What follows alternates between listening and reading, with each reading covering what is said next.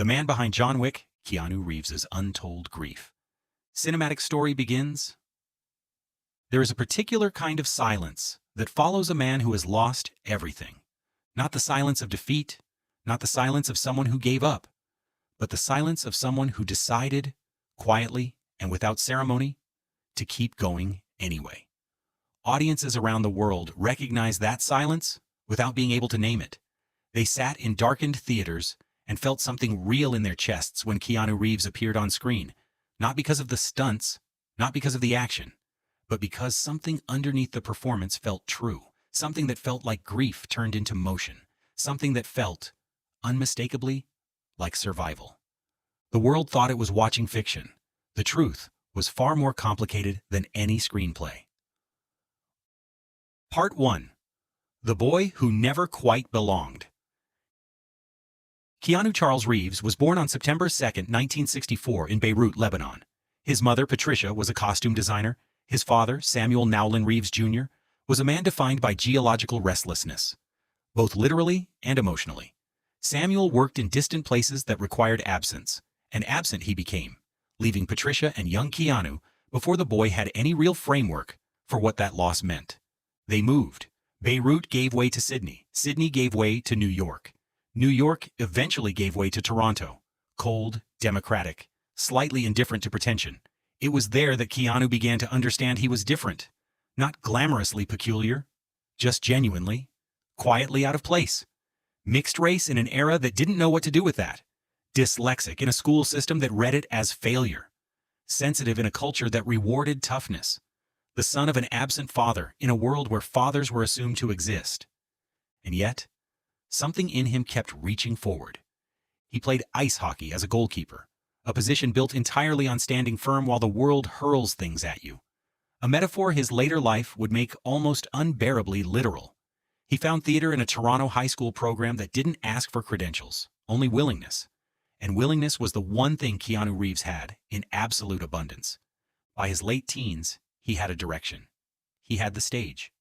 He had the quiet, almost animal certainty that performing was not just something he could do, it was something he needed in order to remain coherent as a human being.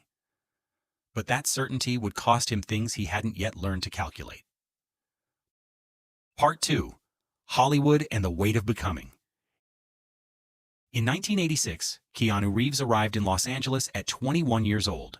He had Canadian theater credits, a physical presence that cameras responded to without being able to explain why, and a quality of stillness that most young actors spend years trying to manufacture. For Keanu, it seemed structural, built in. Bill and Ted's Excellent Adventure in 1989 changed everything. Ted Theodore Logan was goofy and joyful and slightly vacant, the opposite of everything serious about Keanu's future. Audiences loved him. The film became a cultural phenomenon, and Keanu, who had spent years trying to convince people he was worth watching, found that millions had decided, enthusiastically and collectively, that he was. Point Break, Bram Stoker's Dracula, Speed. Each role was a negotiation between expectation and ambition. Critics called him wooden, blank, affectless, a judgment that would later be reframed, with some embarrassment, as a fundamental misreading of what restraint actually looks like in a performer. But none of the professional turbulence was the real story. The real story was happening in the margins, in the parts of a life that don't appear in production notes. Part 3. River Phoenix and the First Unbearable Lesson. Among all the relationships Keanu formed in his early Hollywood years, none would matter more, or cost more, than the one he formed with River Phoenix. River was brilliant, committed, artistically fearless, nominated for an Academy Award at 23 for Running on Empty. He carried within him the kind of talent that makes other talented people feel, briefly, the inadequacy of their own gifts.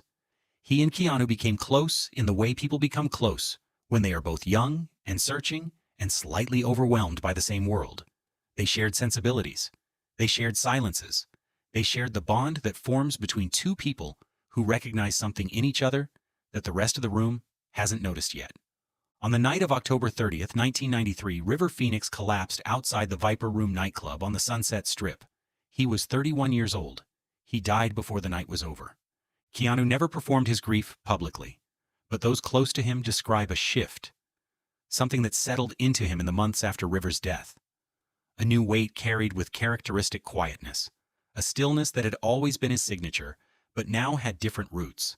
The world kept moving, Hollywood kept calling, and Keanu kept working. Partly because work was what he knew, and partly because stopping would have required sitting still with something he wasn't ready to face. But the silence was already changing shape, and the next lesson was still coming. Part 4. The Matrix and the Private Darkness. In 1999, Keanu Reeves became Neo. The Matrix, directed by the Wachowski sisters, was not simply a successful film. It was a cultural detonation, a work that rewired the way a generation thought about reality, identity, and systemic power. And at its center was Keanu. Still, intense, perfectly suited to play a man who discovers that the life he's been living is a constructed illusion. Thomas Anderson, the man who becomes Neo, is a person who has always felt that something is wrong, that the world as presented doesn't match the world as experienced. Audiences felt that Keanu was not performing that alienation. He was channeling something real. The film became one of the highest-grossing movies of its year. Sequels followed, awards arrived. The name Keanu Reeves became shorthand for a certain kind of cool. Understated, physically precise, emotionally controlled. And somewhere inside all of it, in a private space cameras could not reach, something was quietly breaking. Because 1999 was the year of The Matrix. And 1999 was also the year that Jennifer Syme became pregnant with Keanu Reeves' daughter. Part 5. Ava, Jennifer, and the Grief That Cannot Be Performed. Jennifer Syme was warm, creative, fiercely loving. A woman who moved through the world with an openness that Keanu, cautious and private by nature, found both disarming and beautiful. When the pregnancy was confirmed, something opened in him that he rarely let the world see. The prospect of fatherhood, of having a child, of building the kind of family his own childhood had never quite contained, carried a weight of hope that was extraordinary precisely because it was unguarded. He allowed himself to want it fully. On December 24, 1999, their daughter, Ava Archer Syme Reeves, was stillborn at 8 months. There are losses that language cannot adequately contain. The stillbirth of a child, already named, already anticipated, already loved, is among them. It is grief without grammar, pain without precedent, a loss that exists in the negative space where something was supposed to arrive and didn't. He and Jennifer stayed together for a time, bound by shared weight. But grief of that magnitude reshapes everything it touches, and the relationship eventually broke apart, not from failure of feeling, but from the unbearable accumulation of a loss two people were increasingly carrying differently. Less than 18 months later, on April 2, 2001, Jennifer Syme died in a car accident in Los Angeles. She was 29 years old. Keanu attended her funeral. He stood with the people who had loved Jennifer, simply, entirely, undemonstratively present. Grief changes shape, he said years later, but it never ends. It was the most honest thing he could have said, and it was also, without him intending it, the thesis of everything that would come next. Part 6. John Wick, the fiction that was never quite fiction. In 2014, a film arrived with little fanfare. A retired hitman returns to work after men connected to a Russian crime family kill his dog. A dog given to him by his recently deceased wife, so that he would have something to love after she was gone. John Wick. On the surface, action cinema, choreography, gun work, the satisfying arithmetic of vengeance. But audiences who sat with the film long enough noticed something else. Something in the early scenes. The scenes before the action, the scenes of John Wick sitting in a house that contained his wife's absence, holding a puppy, understanding, without words, that the puppy was his dead wife's final act of love directed at him. There was no visible acting technique in those moments. Just a man with a particular face, in a particular light, radiating a grief that no amount of technical training fully explains. Because Keanu Reeves had held something like that grief. He had sat in rooms that contained absence. He had lost a daughter. He had lost a partner. He had carried grief quietly through years of public work without ever making it the story. John Wick, the character, was supposed to be fiction. But the grief in Keanu Reeves' eyes was not invented. It was recognized, called up from somewhere real. Audiences felt the difference without being able to name it. That is why John Wick worked in ways similar films do not. Not because of the action, though the action is exceptional, but because at its center was a performance that felt, impossibly, like the truth. Fiction had found the man it needed. Or perhaps grief, patient and purposeful, had finally found its outlet. Part 7. The kindness no one announced. During the years when John Wick was reshaping his career, stories began to circulate about Keanu Reeves that didn't fit any Hollywood archetype. He had reportedly given a significant portion of his Matrix earnings. Some accounts placed it in the tens of millions, directly to the special effects and costume departments. Not to charities with press releases, not to initiatives bearing his name, to the people who built the world he inhabited on screen. He never announced it. It emerged through those who had worked on the film and felt the story deserved to be known. He was photographed on subway trains without a bodyguard, giving his seat to strangers, seen at roadside stops talking to people without the social performance of celebrity awareness, showing up at rap parties and expressing gratitude with a sincerity crew members consistently described as genuine rather than diplomatic. What emerged was a portrait of a man who had decided, somewhere in the accumulation of his losses, that kindness was not a strategy. It was a practice, daily, deliberate, largely invisible. This was not the behavior of someone who had escaped grief intact. It was the behavior of someone changed by it, made quieter and more attentive by the repeated understanding of how fragile everything is. The man who plays John Wick spends his actual days being gentle. The contrast is not ironic. Both are the same response to loss, expressed in different registers. Part 8.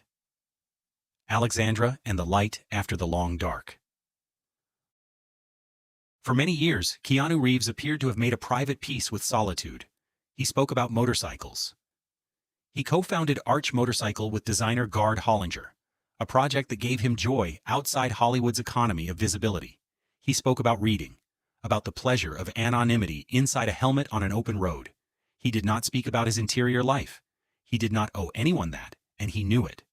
And then, in 2018, he met Alexandra Grant, a visual artist whose work engages with language, literature, and meaning. Thoughtful, serious, intellectually beautiful, in ways that had nothing to do with Hollywood's metrics. They had known each other for years, before their relationship became something more. Had collaborated on creative projects, circling each other the way people circle each other when they're both waiting to understand what they are. When they appeared publicly as a couple in November 2019, something shifted. The internet, which had spent years building a narrative of Keanu as grief's permanent resident, found itself confronted with a different image. A man who looked, unmistakably, and without performance, happy. He was smiling at her. She was smiling at him. They were holding hands with the ease of people who had stopped calculating the risks of caring about someone. The long dark had not been forever. The silence had not been resignation. It had been patience.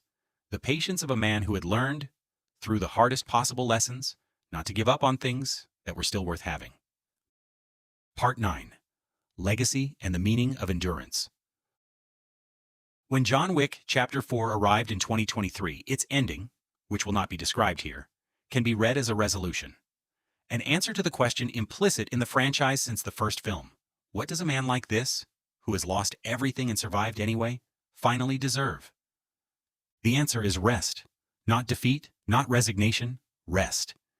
It is difficult to watch that ending without thinking about the man who played the character, about the losses Keanu absorbed before John Wick existed, about the grief that informed every performance, about the arc, not of a franchise, but of a human life, that moves from devastation through endurance towards something that, if not quite peace, at least resembles it. Keanu Reeves is now in his 60s. He has not given a definitive interview about what he has survived. He has not written a memoir. He has not appeared on a stage to package his grief into a redemptive narrative. He has consistently and without apology declined to make his pain publicly available. And yet, millions of people feel they know something true about him. Not the tabloid version, not the statistics of tragedy, something experiential, felt rather than learned. The sense that they have watched a man who was genuinely, irreducibly real, doing something that required not just skill, but courage. The courage to keep going. To keep offering your actual self to a medium that will take everything you give it and package it as entertainment. To be changed by grief rather than destroyed by it, and to let that change show up in your work in ways audiences can feel without being able to name. He gave audiences strength on screen, even when life was demanding strength from him off screen. The world watched John Wick and saw a man bent on vengeance. They were really watching a man who had decided, very quietly and very firmly, that love, however many times it is taken, remains worth having. That is not a small thing to teach. That is not a small thing to carry. And Keanu Reeves carried it in the only way he has ever done anything, quietly, completely, and without making it the story. The story was always bigger than he let on, and somehow that made it more true. End of script.